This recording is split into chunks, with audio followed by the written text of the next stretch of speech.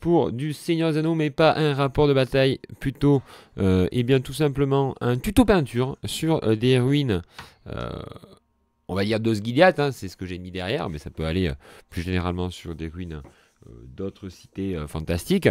C'était Estelmaker 3D qui m'avait envoyé ça il y a quelques semaines. Je les avais présentés dans une news, une news qui était sortie, il me semble, en mars, je sais plus. Et je me devais de m'atteler à la peinture. L'idée, c'est de faire une peinture assez simple, assez rapide, puisqu'on est quand même sur des gros éléments de décor. Vous voyez là, il y a la tour. Alors moi, je l'ai collée en deux parties. Donc là, vous avez la tour. Elle était en plusieurs parties. Moi, si vous regardez dans la vidéo de présentation, vous voyez qu'elle est en plusieurs parties. Moi, j'en ai collé pour que ce soit quand même plus simple.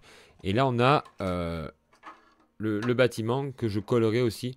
Peut-être que j'enlèverai le toit, mais je laisserai les deux, ou je diviserai en deux parties. Déjà, j'ai pas encore décidé comment j'allais faire. Quoi qu'il en soit, l'idée, c'est de faire une peinture qui est simple et accessible pour tout le monde. Il y a pas mal de tutos déjà sur Internet qui existent, en particulier sur les chaînes anglaises, sur eh bien, comment peindre ces ruines. Les ruines d'Osgiliath qui sont proposées par Game Workshop, elles sont pas aussi grandes et pas aussi volumineuses. Donc on peut parfois se permettre d'utiliser par exemple de l'Agrax sur peut-être un ou deux pans de mur.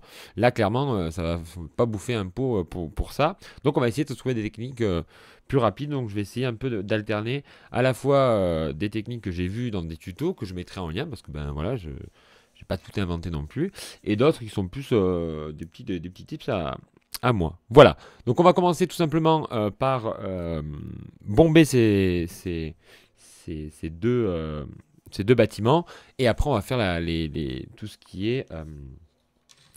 est détail. Si vous êtes intéressé par ces deux réalisations, vous pouvez aller directement voir sur le site de Estelmaker 3D. Ils ont toute une gamme de produits, pas seulement fantastiques, mais aussi historiques. Donc n'hésitez pas à aller les voir. Et nous, on se retrouve après la partie bombage.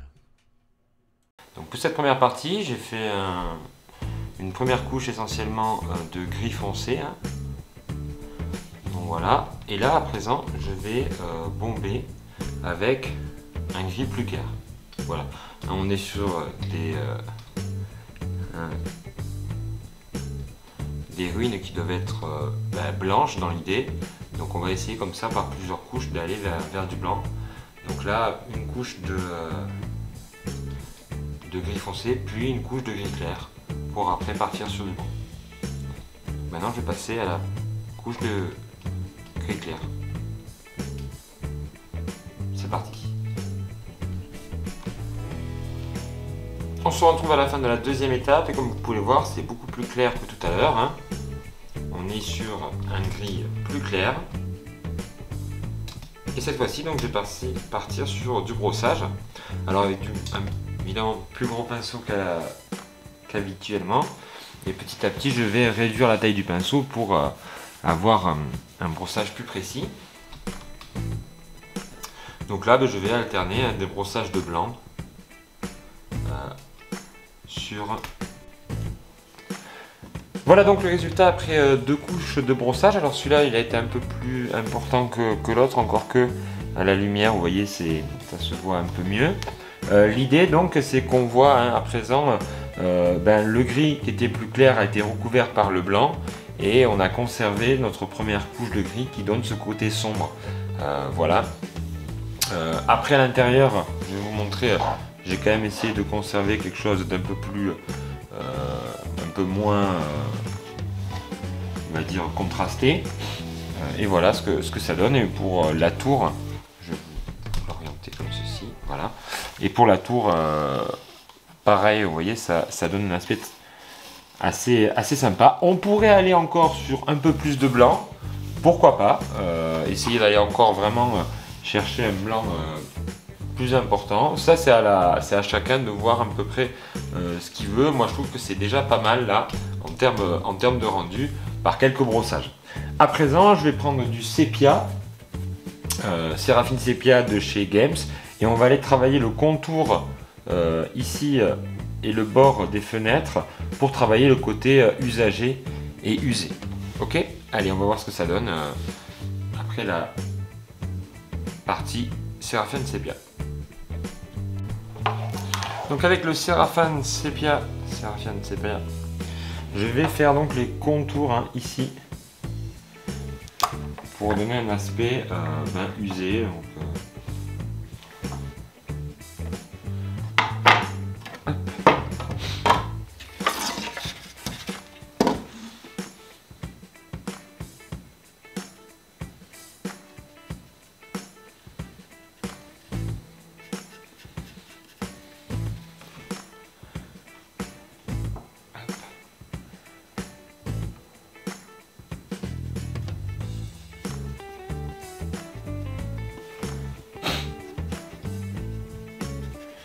voilà, c'est très léger, mais le but c'est de montrer voilà, le côté usé en particulier de ces endroits. On peut le faire aussi sur l'ensemble du bas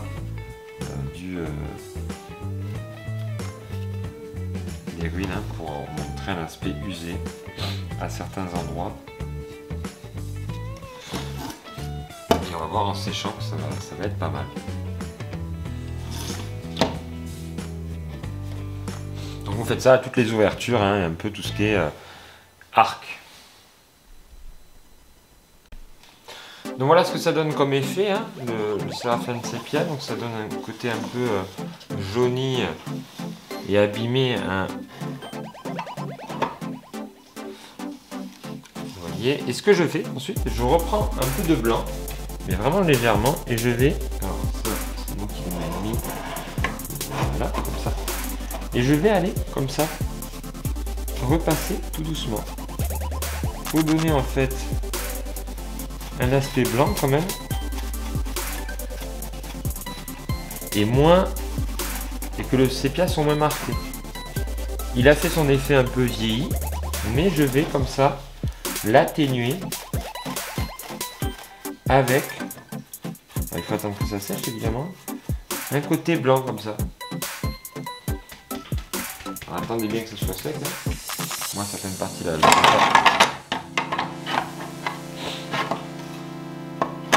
pas. Donc attendez bien que ça soit sec. Et voilà, sur certaines parties, on va atténuer ce côté-là et donc rendre juste quelques pierres comme ça plus usées ou du moins plus visibles avec le temps. Et là, hop, on repasse du blanc. Et j'aime bien l'effet que ça fait. Voilà, bien ce côté-là, c'est plus abîmé. Là, on pourrait s'arrêter ici, mais moi, ce que j'aime bien, c'est que souvent la nature elle reprend ses droits lorsqu'il y a des ruines. Et ce que je vais essayer de faire, c'est de faire partir des morceaux des plantations un peu partout, dans des endroits. Mettre un peu de verdure qui monte comme ça, montante, comme on peut retrouver dans des ruines, parce que les ruines elles sont pas, on va dire, comme ça là. Pas si ça vient d'être fait actuellement, bon là vous voyez parfois je refais un petit peu de blanc, etc. Des coups de blanc comme ça. Manière 2. Donc voilà, on pourrait en finir ici, mais moi je vais ajouter un petit peu de verdure à tout ça. Allez, donc tout simplement là, je vais prendre du flocage et je vais aller mettre du flocage à certains endroits pour créer un peu de végétation.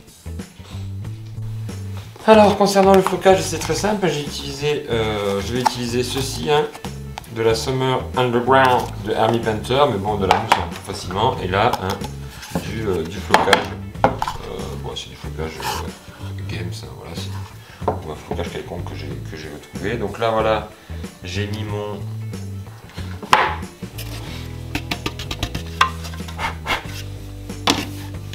J'ai mis ma colle à bois, et donc là je l'ai fait sur ça. Je vais mettre un petit peu de mousse aussi qui va partir ici. Donc vous voyez, hop, je badigeonne. Et là ensuite je vais poser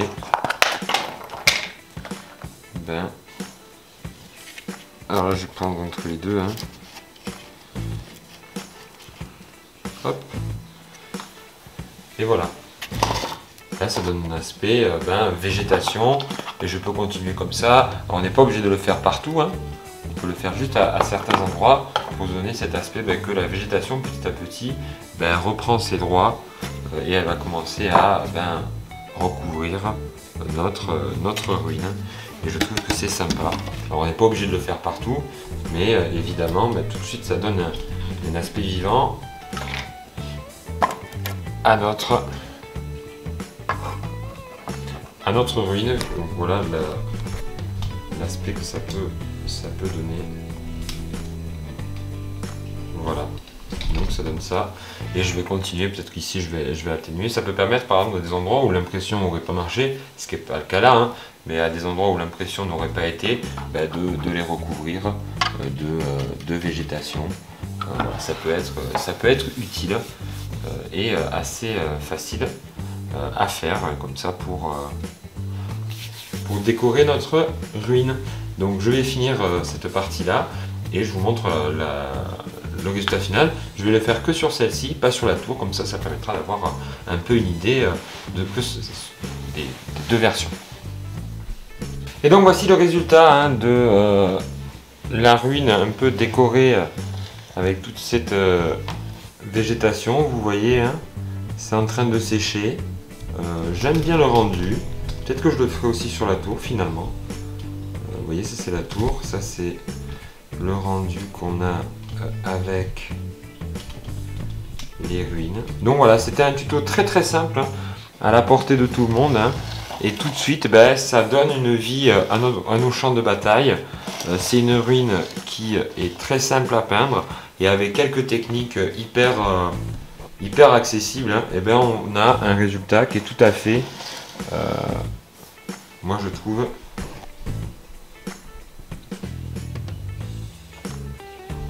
voilà. Il fait le focus, Michel. Heureusement que c'est autofocus, parce que sinon... Donc voilà ce que ça donne. Ça va sécher, donc l'aspect un petit peu blanc là qu'on voit ici, ça va disparaître. Mais pour le reste, c'est du tout bon.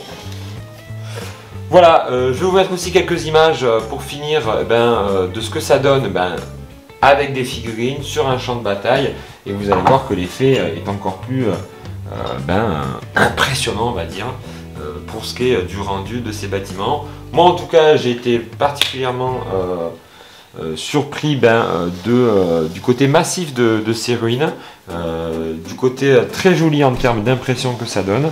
Moi je vais me fournir 2-3 autres éléments en impression 3D et je vais me les imprimer perso, voilà, pour un peu combler cette table un peu minastilite que je commence à me faire. On sait qu'à SDA il faut 4-5 bâtiments pour pouvoir faire une jolie table, et là j'en ai déjà 2, donc merci encore à STL Marker Maker Miniature. Si des petits tutos comme ça, peinture sans prétention et décor, ça vous intéresse, n'hésitez pas à me le dire en commentaire. Voilà, c'était mon petit tuto du mois sur ces deux bâtiments. Et je vous laisse maintenant sur le champ de bataille pour voir ce que ça donne. Allez, on se retrouve à très vite. Ciao!